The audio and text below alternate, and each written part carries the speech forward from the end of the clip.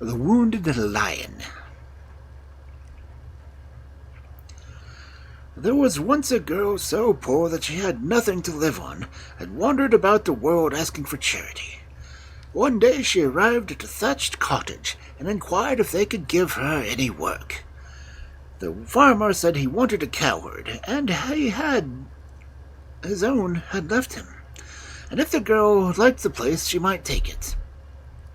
And so she became a cowherd. One morning she was driving her cows through the meadows when she heard a loud groan that almost sounded human. She hastened to the spot from which the noise came, and found it proceeded from a lion who lay stretched upon the ground. Well, you can guess how frightened she was, but the lion seemed in such pain that she was sorry for him, and drew nearer and nearer until she saw that he had a large thorn in one foot. She pulled out the thorn and bound up the place, and the lion was grateful and licked her hand by way of thanks with his big rough tongue. When the girl had finished, she went back to find the cows, but they had gone, and though she hunted everywhere she never found them, and she had to return home and confess to her master, who scolded her bitterly, and afterwards beat her. Then he said, "Now you will have to look after these asses." So every day she had to take the asses to the woods to feed, until one morning, exactly a year after she had found the lion, she heard a groan which sounded quite human. She went straight to the place from which the noise came, and, to her surprise, beheld the same lion stretched on the ground with a deep wound across his face. This time she was not afraid at all, and ran towards him, washing the wound and laying soothing herbs upon it. And when she had bound it up, the lion thanked her in the same manner as before. After she returned to her flock, but they were nowhere to be seen. She searched here and she searched there, but they had vanished completely. Then she had to go home and confess to her master, who first scolded her and afterwards beat her. "Now go," he ended, "and look after the pigs." So the next day she took out the pigs, and found them such good feeding grounds that they grew fatter every day. Another year passed by, and one morning when the maiden was out with the pigs, she heard a groan which sounded quite human. She ran to see what it was, and found her old friend the lion, wounded through and through, fast dying under a tree. She fell on her knees before him, and washed his wounds one by one, and laid healing herbs upon them, and the lion licked her hands and thanked her, and asked if she would not stay and sit with him. But the girl said she had her pigs to watch, and she must go and see after them. So she ran to the place where she had left them, but they had all vanished as if the earth had swallowed them up. She whistled and called, but only the birds would answer. Then she sank down to the ground and wept bitterly, not daring to return home until some hours had passed away. And when she had finished crying, she got up and searched all up and down in the wood, but it was of no use. There was not a sign of the pigs. At last she thought that perhaps if she climbed a tree she might see further, but sooner she seated on the highest branch, and something happened which put the pigs quite out of her head. This was a handsome young man who was coming down the path, and when he had almost reached the tree, he pulled aside a rock and disappeared behind it. The maiden rubbed her eyes and wondered if she had been dreaming. She thought next, "I will not stir from here until I see him come out, and discover who he is." Accordingly, she waited, and at dawn the next morning the rock moved to one side, and a lion came out. When he had quite gone out of sight, the girl climbed down from the tree and went to the rock, which she pushed aside, and entered the opening before her. The path led to a beautiful house. She went in and swept and dusted the furniture and put everything tidy. Then she ate a very good dinner which was on the shelf in the corner, and once clambered up again to the top of her tree.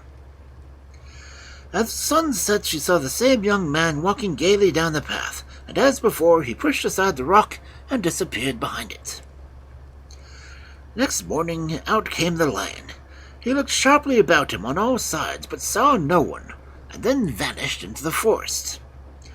The maiden came down from the tree and did exactly as she had done the day before, and thus 3 days went by, and every day she went and tidied up the pus.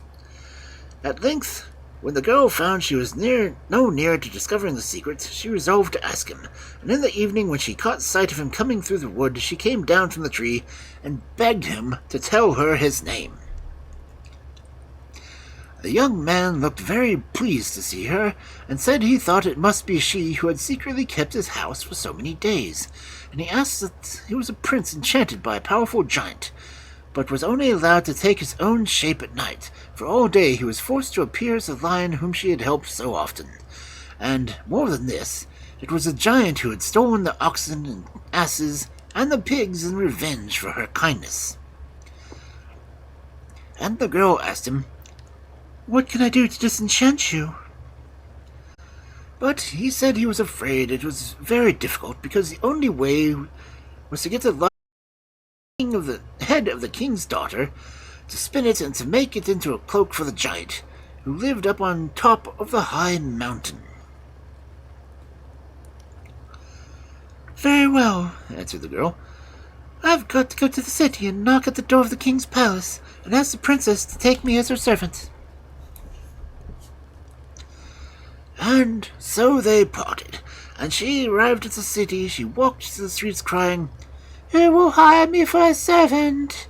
Who will hire me for a servant?" But though many people liked her looks, for she was clean and neat, the maid would not listen to none, and continued crying, "Who will hire me for a servant? Who will hire me for a servant?"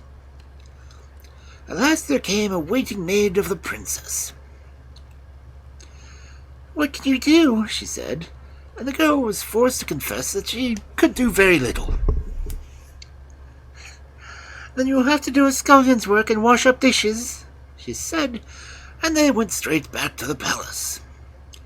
Then the maiden dressed her hair fresh and made herself look very neat and smart, and everyone admired and praised her, till by and by it came to the ears of the princess, and she was sent for the girl, and when she saw her and how beautifully she had dressed her hair, the princess told her she was to come and to comb out hers.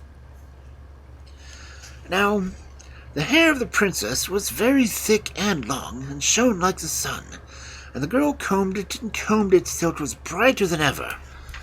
And the princess was pleased, and bade her come every day to comb her hair, till the length of the girl took courage, and begged to leave one cut off of the long thin locks. The princess, who was very proud of her hair, did not like the idea of parting with any of it, so she said no.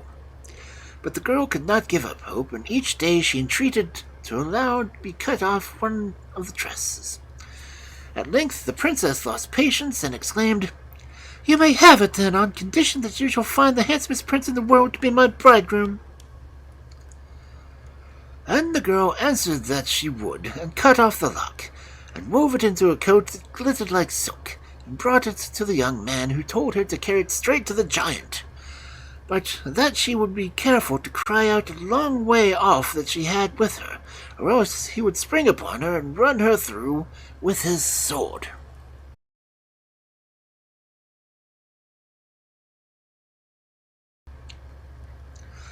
So the maiden departed and climbed up the mountain, but before she reached the top, the giant heard her footsteps, and rushed out, breathing fire and flame, and having a sword in one hand and a club in the other. But she cried loudly that she had brought him the coat, and then he grew quiet, and invited her to come into his house. He tried on the coat, but it was too short, and he threw it off and declared it was of no use. And the girl picked it up sadly and returned quite in despair to the king's palace. The next morning, as she was combing the princess's long hair, she begged leave to cut off another lock. At first the princess said no, and the girl begged so hard that at length she gave in on the condition that she should find her a prince as a bridegroom. The maiden told her she had already found him, and spun the lock into a shining stuff, and fastened it on the end of the coat. and when it was finished, she carried it off to the giant. This time it fitted him, and he was quite pleased, and asked her what he could give her in return. And she said only the reward that he could give her was to take the spell off the lion and bring him back to his own shape. For a long time the giant would not hear of it, but in the end he gave in, and told her exactly how it all must be done. She was to kill the lion herself and cut him up into very small, and then she must burn him and cast his ashes into the water, and out of the water the prince would come free of the enchantment forever. But the maiden went away weeping, lest the giant should have deceived her, and that after she had killed the lion she would have also have slain the prince. Weeping she came down the mountain, and weeping she joined the prince, who was waiting her at the bottom. And when he had heard her story, he comforted her, and bade her to be of good courage, and to do the bidding of the giant. And the maiden believed what the prince told her, and in the morning when he put on his lion's form, she took a knife and slew him, and cut him up into small pieces, and burnt him, and tossed the ashes into the water.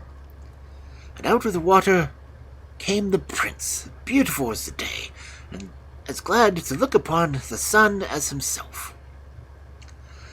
And then the young man thanked the maiden for all she had done for him, and said she should be his wife, and none other. But the maiden only wept sore, and answered that she could never be, for she had given her promise to the princess, when she cut off her hair, that the prince should wed her, and her only. But the prince replied, "If it is the princess, we must go quickly. Come with me."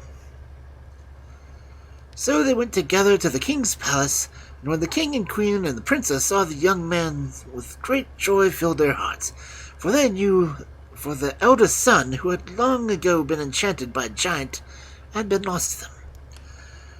And he asked his parents' consent that he might marry the girl who had saved him, and a great feast was made, and the maiden became a princess, and in due time the queen, and she richly deserved all the honors that were showered upon her.